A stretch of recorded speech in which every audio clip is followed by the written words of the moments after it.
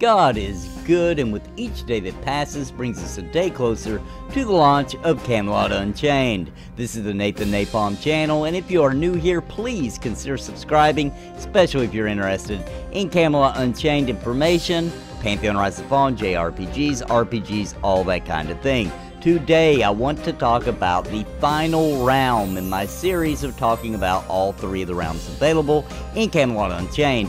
And today's realm is the Vikings. So based on Norse mythology, let's talk a little bit about the basic lore of what the Vikings are all about.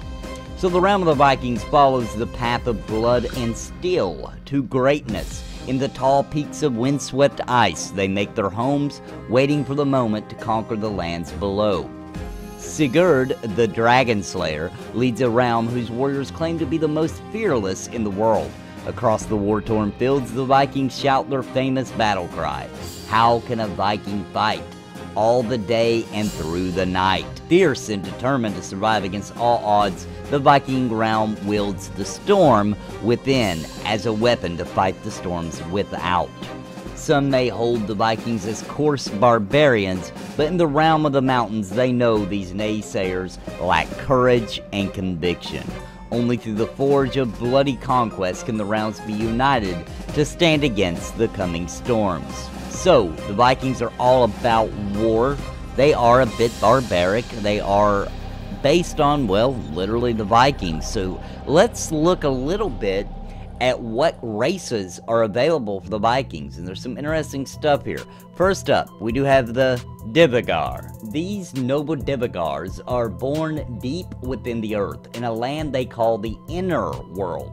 Though they love a good joke, or even a bad one, the Divigar are staunch warriors and sturdy defenders, who bring great bravery and determination to the battlefield. Their stony-like bodies are difficult to damage, but the Divigar can shatter under a perfect storm of attacks. Infused with stone and crystal, they are resilient to many elemental assaults, and they can sense minerals and precious stones as they feel the earth itself within their bones. The Divigar are the greatest miners in the world and love the smell of smelting in the morning. They form powerful and lasting friendships, believing that nothing is more sacred than such a bond. Each Divigar would give everything to protect the realm or to follow the Viking leader Sigurd wherever he may lead. So as you can see, the Divigar are dwarves. They're a type of dwarf. They're made out of stone and crystal infused into their flesh. Very cool race. They look very interesting, as you can tell from the pictures I've included. Now let's move on. What do we have next? We have the Valkyries. You can't do a Norse mythology without the Valkyries. So let's talk about what the Valkyries are. So, though their race was born of great suffering and tragedy, the Valkyries have risen high above their past on hidden wings of magic. Some of the Valkyries can truly fly with their delicate wings. Others glide overhead. Harsh dispensers of justice, the Valkyries seek eternal revenge and never forget a wrong. However, a merciful streak runs deeply through their culture, for the Valkyries know pain and suffering well. They are serious as a rule, and none are much good at festivals.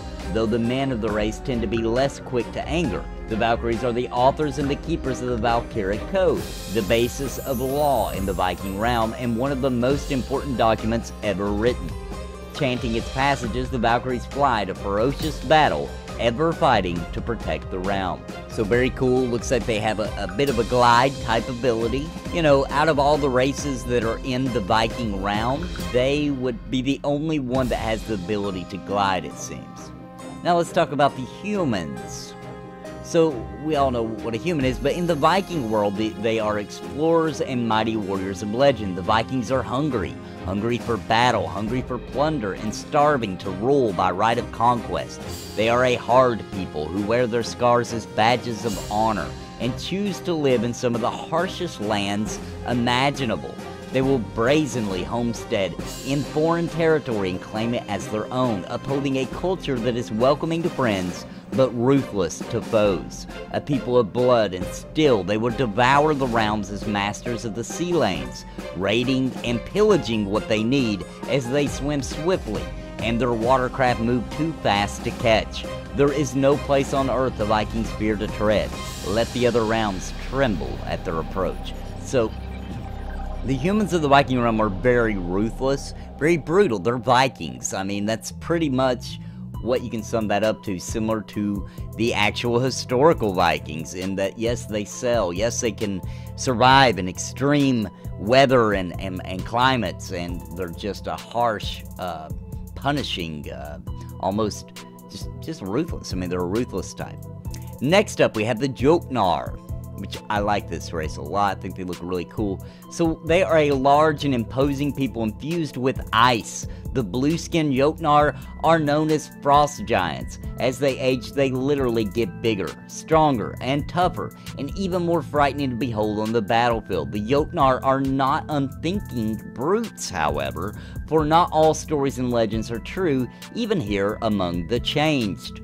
So the Jotnar are just a big, brutal, trollish type people infused with ice. I mean, I really think that's cool. I think they look awesome, and they fit the environment of that realm very well. And last but not least, I'm gonna totally butcher this name, so I'm gonna do my best.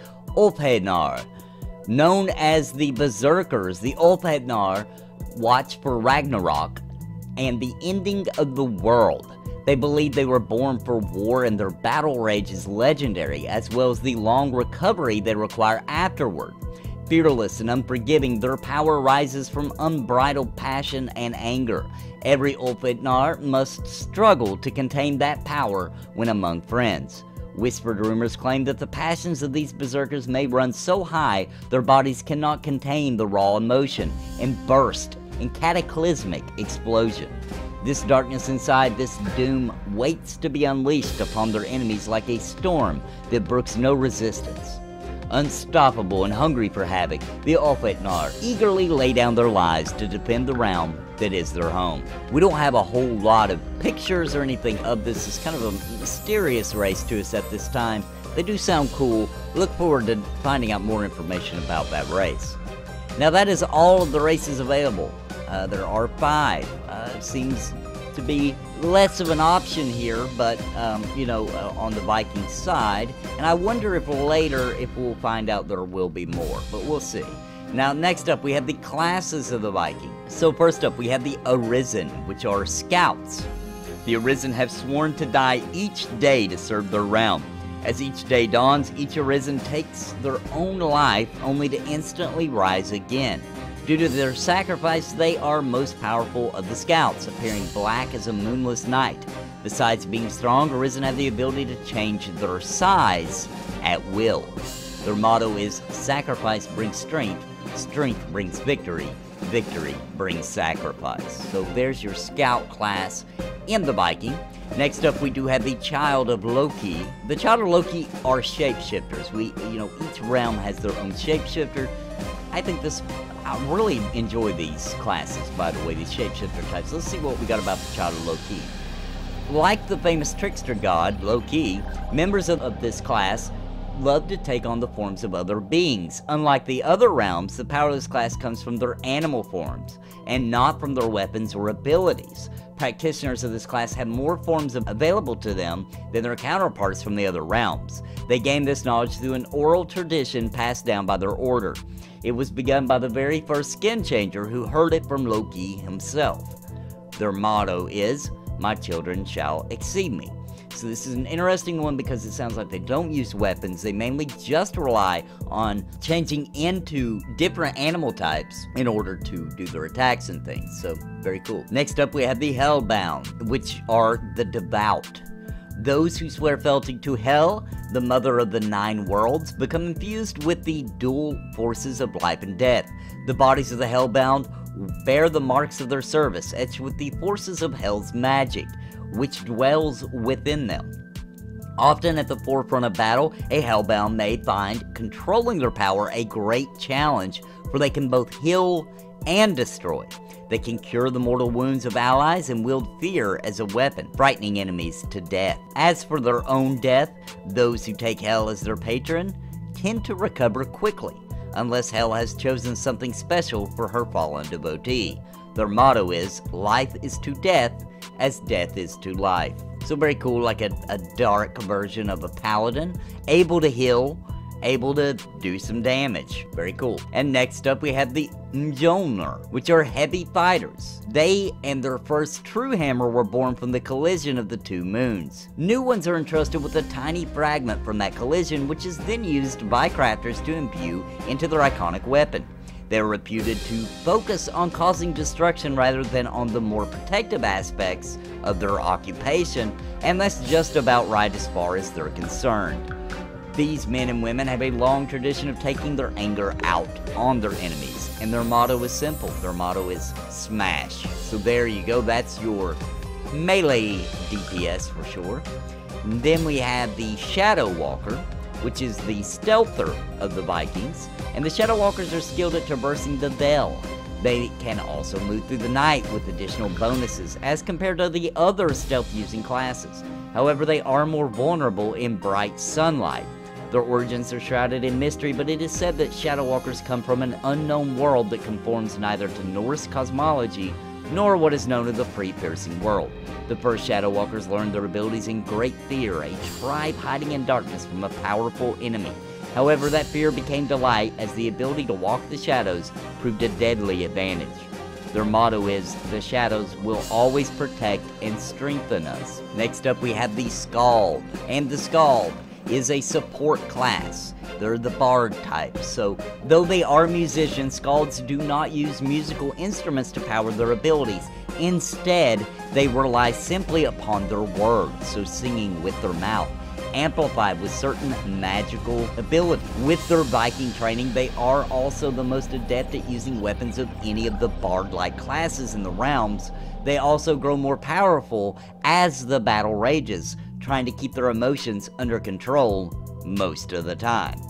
And their motto is, the power of words is greater than any instrument. Next up we have the Slaughter Wolf, which is a spirit mage. Slaughter wolves bear a love for their wolves, only exceeded by their love of slaughter. They believe their wolves are an extension of their own selves, and that wolves who die in battle will be reunited with them in Valhalla. These wolves are the strongest of all the pets in the three realms. Slaughter wolves are known for their great feasts after a battle, where they eat like wolves themselves. Their motto is, to the slaughter of our enemy. And then we have the Stone Healer. Only in the land of the Vikings would anyone throw rocks at people in order to heal them. While it is unfair that some claim stone healers are men and women who have fallen on their heads too often, it is true that being a stone healer does come with certain unique risks to the healers themselves. They are certainly among the most stubborn, thick-skulled defenders of the realm. Their motto is, healing is pain. Now this is insane to me. So they throw rocks at people to heal them. That's crazy. That's insane. We'll see how that. We'll see how all that works out. These are some tough people, you know what I mean? The Vikings are pretty tough. I'm not looking forward to seeing these guys in Battlefield. I mean, if I went to a country where when people were sick, they threw rocks at them to make them better, I wouldn't, you know, I wouldn't want to go to war with those kind of people. That's brutal. All right, now we're moving on. We have the Wave Weaver. The Wave Weaver is a mage. So Wave Weavers use the power found in waves to create their spells. They love water, fountains, and basically anything wet. While they are perfectly comfortable using their abilities away from a body of water, their runes are more effective when they can call on the additional power of nearby water to aid them. Their motto is, within the waves are the secrets to the 10 worlds. So all about water and anything that is wet. Keep your mind out of the gutter, please. Moving on, we have Winter's Shadow. These are the archers. So, an adept archer at home in the snow, a true shadow can shoot while on skis or on foot, and they prefer yew wood for their bows. They learn the importance of camouflage early in their training, and whole companies of shadows have been known to sit silently in the snow for days at a time. The Shadow's unique mastery of shields and other weapons make them stand out from the other archers. Their bows of the Winter Shadows may not shoot the furthest, but their battle, survival, and skirmisher skills are impressive, especially for an archer. Their motto is, sight true, shoot straight, and drink over the corpse. So as you can see, these are a rough a rough group of people. Very tough, very tempered by the environment, because they come from the Viking world is cold, it's harsh, it's mountainous. Think of it, I guess, along the lines of, Midgard from Dark Age of Camelot, or the Nords from the Elder Scrolls series. They're a tough, just brutal bunch of people. So I'm really looking forward to this. I think the Vikings sound really cool. What do you guys think? Let me know in the comments below. You plan on playing a Viking? Or an Arthurian? Are you looking at the Tunon Denon? What are you thinking of being? And also, sound off in the comments to let me know what you think about these classes, these races of the Vikings, etc. I hope you enjoyed today's video, and please join me. If you're not already subscribed, please consider doing so, especially if you're interested in more information about Camelot Unchained, because I will have several topics talking about this game per week. So join me for that. Give me a like, share this video in your social media with friends or family that may be interested in this game or the Vikings. Thank you very much for joining me today, and as usual, I'll see you next time. God bless, and happy gaming.